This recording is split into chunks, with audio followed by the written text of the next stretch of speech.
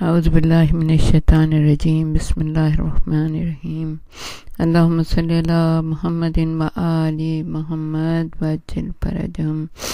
City of knowledge academy سے baby جان آپ کی خدمت میں حاضر ہیں۔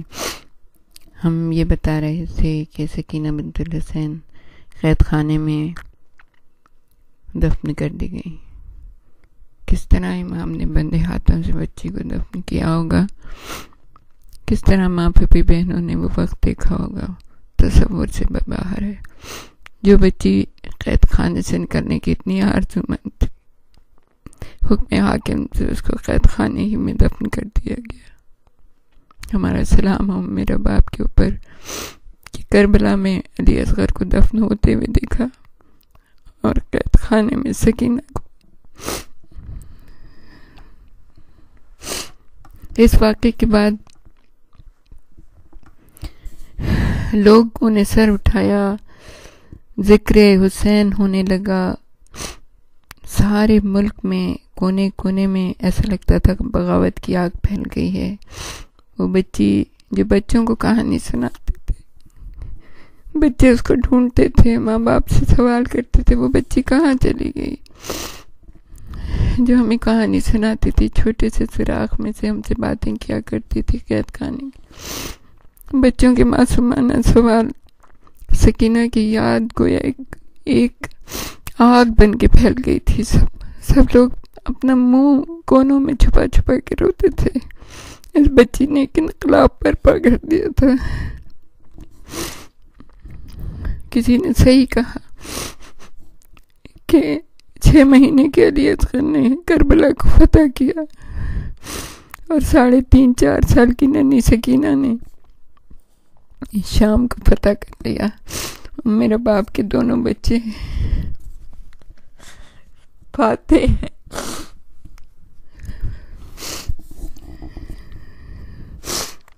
اس واقعے کے بعد حکومت نے فیصلہ کیا کہ قیدیوں کا سوال ایک مصیبت بن چکا ہے، انہیں دارالخلافہ میں نہ رکھنا چاہیے ورنہ اپنی تباہی کو دعوت دینا ہے۔ یہاں یہ لوگ رہے تو روز کوئی مصیبت کھڑی ہوتی رہے گی۔ خیریت اسی میں ہے کہ انہیں وطن جانے کی اجازت دے دی جائے۔ یہ لوگ چلے جائیں گے تو سب ہنگامے ٹھنڈے پڑ جائیں گے، کچھ عرصے بعد لوگ بھول بھال جائیں گے۔ یہ اس کی بھول تھی۔ حسین کا خون، زینب نے کہا تھا رائے گا نہیں جانے دوں گی، وہ تو یہی سمجھے تھے کہ ریت میں دفن ہو جائے گا، لیکن سید سجاد زندہ تھے، زینب عالیہ زندہ تھی۔ فاتح فوج کو سرکاری مراتب بخشے گئے تھے، مگر عوام کے دلوں میں ان کے خلاف بے پناہ نفرت پیدا ہو گئی تھی، جو دن بدن بڑھتی ہی چلی جاتی تھی۔ وہ جدھر نکل جاتے لوگ پھٹکار بھیجتے، لعنت بھیجتے اور نفرت سے منہ پھیر لیتے تھے۔ اکثر ان پر غلاظت اور گندگی پھینکتے۔ ان کا باہر نکلنا دشوار ہو گیا۔ رائے عامہ سے ڈر کر ان کے دوست احباب بھی کنارہ کش ہو گئے۔ ان کے عزیز ان سے گھن کھانے لگے تھے۔ عورتوں نے اپنے شوہروں کے ساتھ رہنا چھوڑ دیا تھا۔ ہر نماز کے بعد مسجدوں میں کوئی نہ کوئی حسین کا ذکر ہو جاتا تھا۔ یزید کے دشمن جو اب تک چھپے دب کے بیٹھے تھے دلیر ہو گئے۔ انہوں نے کھلم کھلا یزید کے خلاف فتوے دینے شروع کرے۔ یزید کو اپنی صفائی پیش کرنے کے لیے طرح طرح کے بہانے ڈھونڈنے پڑے۔ اس نے اپنے درباریوں سے اپنی بے گناہی کی گواہی طلب کی۔ زیادہ تر خوش آمدیوں نے اسے ہر الزام سے بری قرار دے دیا۔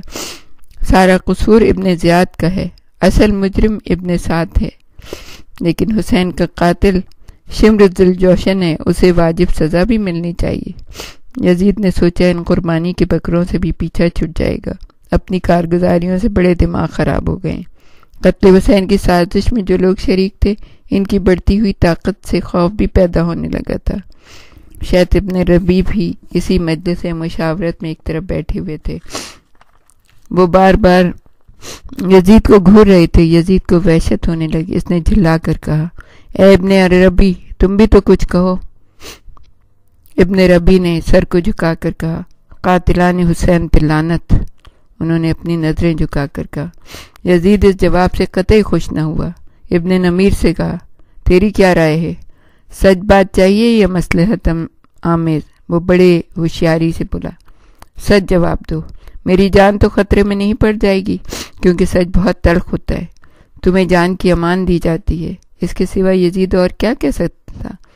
دوسرے وہ اپنے مخالفین کو نظر انداز نہیں کرنا چاہتا تھا، یا تو انہیں اپنا طرفدار بنا لے یا ان کے وجود سے چھٹکارا پا لے۔ وہ بولا، حسین کا اصلی قاتل وہ ہے جس نے ان کے خلاف لشکر بھیجا، ان کے قتل کے احکامات جاری کیے، جلادوں پر ان کو تعینات کیا۔ اے امیر، جو کچھ ہوا تیرے ہی حکم سے ہوا، ورنہ کسی کی مجال نہ تھی جو رسول کے نواسے کی طرف نظر اٹھا کر دیکھتا۔ حسین غدار تھے، خلیفہ وقت سے غداری اسلام سے غداری ہے، مصلحت الہی سے غداری ہے۔ پھر تو امیر معاویہ سب سے بڑے غدار تھے، انہوں نے علی ابن ابی طالب کی بیعت سے انکار کیا، ان سے جنگ کی۔ یزید کی آنکھوں میں خون اتر آتا تھا، مگر کہنے والے اتنا کہہ چکے تھے کہ آگے تکلف کرنے سے کوئی فرق نہ پڑتا تھا، لہٰذا کہتے گئے، تو نے مجھے جان کی امان دی ہے، مگر عہد شکنی تیرے لیے کوئی نئی بات نہیں۔ وہ اپنے آپ کو دین اسلام کا ٹھیکیدار، واحد ٹھیکیدار سمجھتا ہے۔ تیری اور تیرے حاکموں کی مخالفت کرنا ہرگز اسلام سے دشمنی نہیں۔ تم افراد ہو، اسلام کی بنیاد نہیں ہو۔ اسلام ذاتی رائے کی آزادی بھی دیتا ہے۔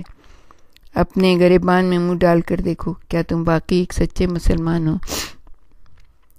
تیرا دماغی توازن درست نہیں ہے، الٹی سیدھی بکواس بند کر۔ کوئی اور وقت ہوتا تو یزید اس دم سر کو قلم کرا دیتا، مگر حالات نے اس بری طرح شکنجے میں کسا تھا کہ اسے مجبور اور تنگ دیکھ کر اس کے اپنے مشیر خاص، عزیز اور بھروسے کے آدمی اکڑ دکھا رہے تھے۔ یزید کو ان کی حمایت کی اکثر اشحد ضرورت تھی، وہ اپنی اہمیت کے احساس پر غرور سے اکڑ رہے تھے۔ عرب قوم بے انتہا جذباتی واقعہ ہوئی ہے۔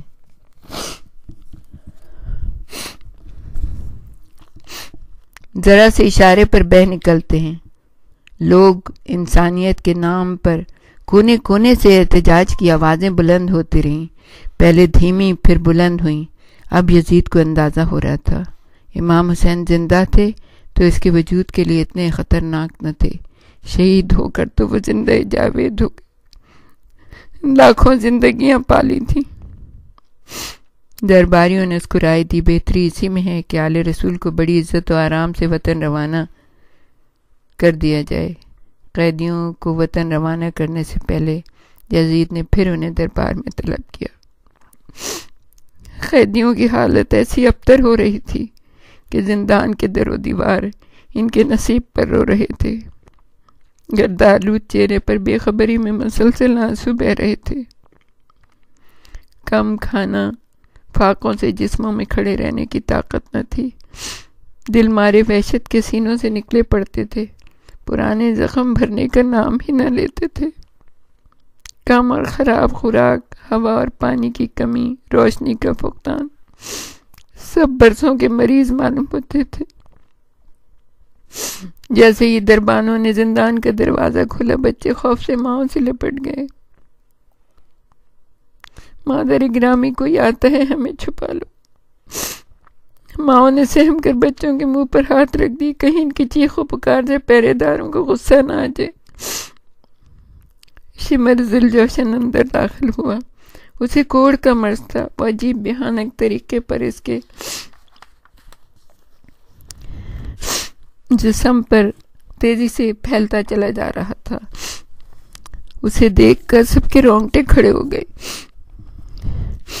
شمر نے عجیب بات کہی، میرے مہربان آقا نے تمہیں معاف کر دی ہے، اب تم لوگ قتل نہیں کیے جاؤ گے، خوش ہو جاؤ کہ تمہاری رہائی کا وقت آ گیا ہے۔ کسی میں خوش ہونے کی سخت ہی نہ رہی تھی، خاموش سر جھکائے بیٹھے رہے۔ تم لوگوں کو دربار میں طلب کیا ہے، اٹھو، یزید کے دربار میں جانے کی تیاری کرو۔ ایک دفعہ تو ہم تیرے بادشاہ کے دربار میں ذلیل و خوار ہوئے، اب کیوں بلاتا ہے؟ کیا کوئی کسر باقی رہ گئی ہے؟ خدا کا واسطہ ہمیشہ زندان میں گھل گھل کر مر جانے دو، اب ہم آزاد ہو کر کیا کریں؟ ہمارے دنیا میں رہ کیا گیا ہے؟ حسین قتل ہو گئے، ہمارے پیارے ہم سے بچھڑ گئے، اب ہم قیامت تک ان کی صورتوں کو ترسیں گے۔ سکینہ یہی قید میں مر گئی۔ اپنے بادشاہ سے کہو اپنے جلاد بھیجے وہ آ کر ہمارے سر تن سے جدا کرے کہ یہ قصہ ختم ہو جائے، یہ سر اب ان کاندھوں پر بار ہیں۔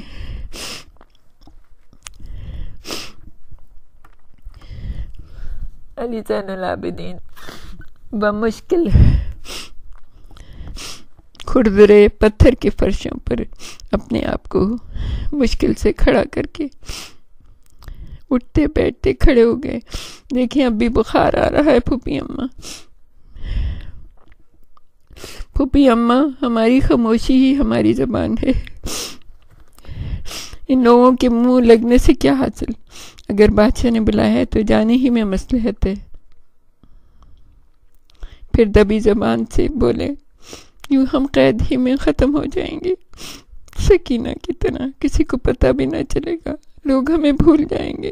یہ تو بڑا ظلم ہوگا پھوپھی اماں۔ ہم باہر نکلیں گے تو لوگ کم از کم ہمیں دیکھیں گے، کچھ تو ہمارے بارے میں سوچیں گے۔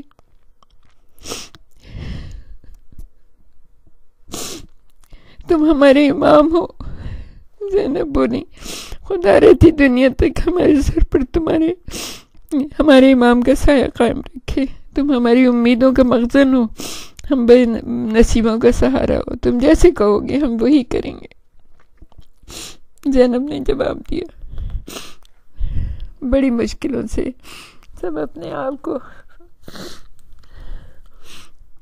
نے اپنے آپ کو اٹھایا۔ سکت نہ تھی، ہاتھ ہلانا تک قیامت تھا۔ جوڑ جوڑ مٹی سے اٹھ رہی تھیں، ہڈیاں چٹک رہی تھیں۔ اس بار قیدی دربار میں لائے گئے تو یزید شطرنج کی چالیں بھول چکا تھا۔ دربار میں سناٹا چھایا ہوا تھا، صرف ایک آواز آ رہی تھی، بیڑیوں کی آواز، زنجیروں کی جھنکار۔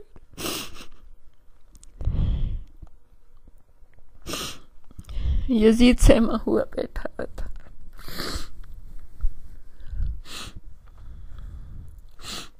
جلدی سے ہڑبڑا کر اٹھا، بڑی نرمی سے سب کو بٹھایا۔ سارا الزام شمر ذوالجوشن اور عمر ابن سعد کے سر تھوپنے کے بعد خود کو قطعی بری الذمہ قرار دے چکا تھا۔ بڑے تعصب سے بولا، مجھے بڑا افسوس ہے، یہ سب ان مردودوں کی کارستانی ہے۔ ان سب کو ایسی سزائیں دی جائیں گی کہ ان کے ساتھ پشتیں یاد رکھیں گی۔ ان لوگوں کو حسین ابن علی سے پرانا بیر تھا۔ اس کے بعد حداد کو بلایا گیا۔ حداد وہ ہوتا ہے جو زنجیریں کاٹتا ہے، لوہے کو کاٹتا ہے۔ سید سجاد دربار میں کھڑے ہوئے۔ حداد آیا، اس نے بیڑیاں کاٹیں۔ جیسے ہی بیڑیاں کٹیں، یہ خون کا فوارہ تھا جو نکلا۔ ہتھکڑیاں کاٹی گئیں، لیکن جب توق کاٹنے کا وقت آیا تو توق کی وہ گھنڈی نہ ملی کہ جس سے اس کو اتارا جاتا ہے۔ معلوم ہوا کہ گوشت میں پیوست ہو گئی تھی، دائیں گیا بائیں گیا، کہیں نہیں مل رہی تھی۔ آخر بڑی مشکل سے اس نے کسی اور جگہ سے توق کو کاٹا۔ جیسے ہی توق کٹا، یزید کو ایسا محسوس ہوا جیسے حسین ابن علی میدان کربلا میں نہیں بلکہ اس کے دربار میں کھڑے ہوئے ہیں۔ تمام خون کے فوارے سب طرف سے چھوٹ رہے تھے۔ نہیں یہ علی زین العابدین نہیں، تو حسین ابن علی۔ اللہ لعنت اللہ علی القوم الظالمین، سیعلم الذین ظلموا ایام منقلب ینقلبون۔